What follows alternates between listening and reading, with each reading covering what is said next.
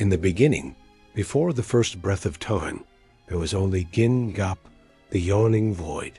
From the collision of fire and ice came the first of beings, and from them the cosmos was formed.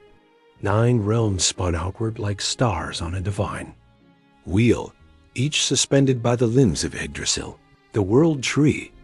But even in this nascent creation, one truth remained. Knowledge was scattered, hidden, and dangerous. And no one knew this better than Odin Allfather. Not merely a king among gods, Odin was a seeker, relentless in his pursuit of wisdom. While other deities reveled in their power, Odin questioned. He wondered. He wandered. And above all, he sacrificed. Odin ruled Asgard with authority unmatched. His spear, Gungnir, never missed. His ravens, Hagen and Munin, brought him thought and memory. But despite this dominion, Odin felt incomplete. He knew that true power lay not in might, but in understanding, in the runes, in the secrets buried. Beneath existence. Thus began his journey, not of conquest, but of surrender. Far below Asgard lies Mimir's well, a spring of deep, shimmering knowledge. It is guarded by Mimir, the wise one whose name means memory. Odin came to the well, cloaked in shadow, with the storm of curiosity burning behind his single visible eye. "I seek a drink," Odin said. Mimir nodded, knowing well what such a request entailed.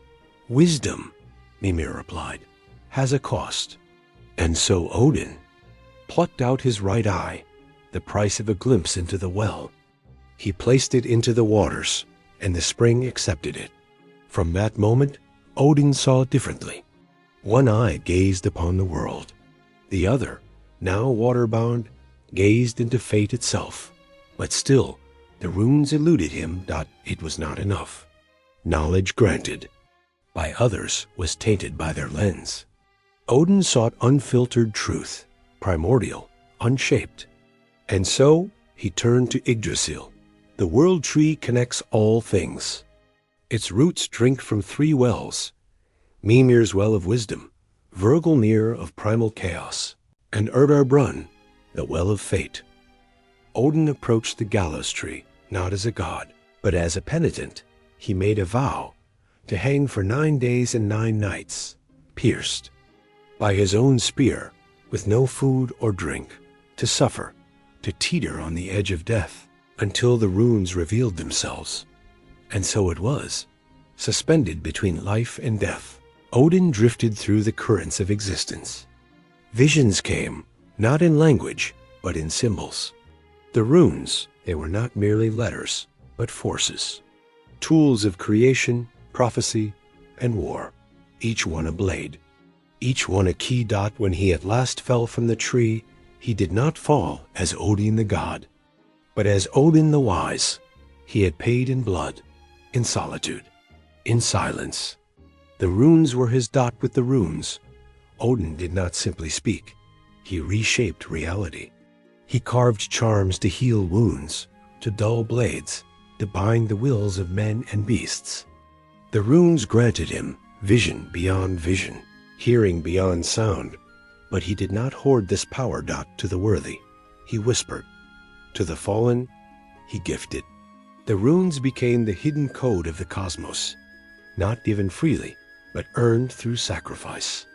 Through the runes, Odin shaped the destiny of gods and mortals alike. Yet he never ceased seeking. Each revelation only deepened his questions. In the quiet roots of Yggdrasil, where Nidhogg gnaws and the Norns weave fate, Odin often returns. Not to command, but to listen. He listens to the creak of the branches, the whisper of the leaves, the ancient silence that bore him. For even wisdom is a living thing. It grows, it twists, it demands. Odin's tale is not of omnipotence, but of yearning. His throne is built not upon conquest, but upon contemplation.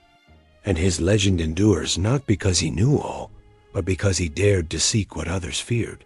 Even now, in the far-off echoes of time, when the stars are cold and the gods are myths, the story of Odin stirs something within us, Dot the eye that sees beyond sight, the tree that binds all things, the runes that hum beneath language.